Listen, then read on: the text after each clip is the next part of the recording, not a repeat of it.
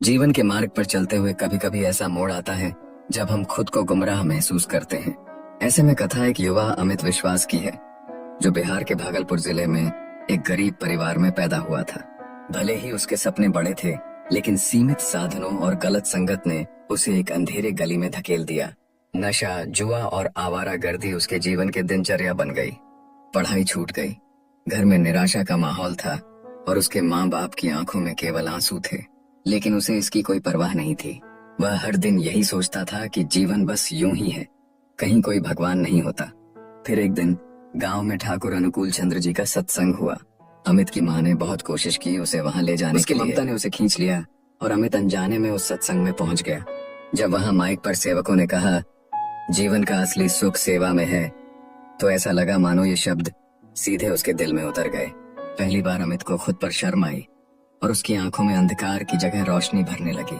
यह एक ऐसा रहस्य उद्घाटन था जिसने उसकी सोच और मार्ग को बदल दिया।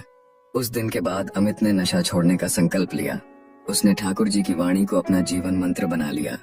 हर सुबह उठकर वह कहता, जय गुरुवर, आज मैं समाज के लिए कुछ अच्छा करूंगा। तो धीरे धीरे उसने बच्चों को पढ़ाना शुरू किया, गांव के लोगों को नशे के खिलाफ जागरूक करने लगा और एक संस्कार केंद्र भी स्थापित किया। अमित का परिवर्तन सकारात्मक प्रभाव से भरा था और लोग उसे अब आदर्श मानने लगे। अब अमित का नाम पूरे जिले में फैल चुका है। उसका एनजीओ गरीब बच्चों के लिए किताबों और स्कॉलरशिप प्रदान करता है।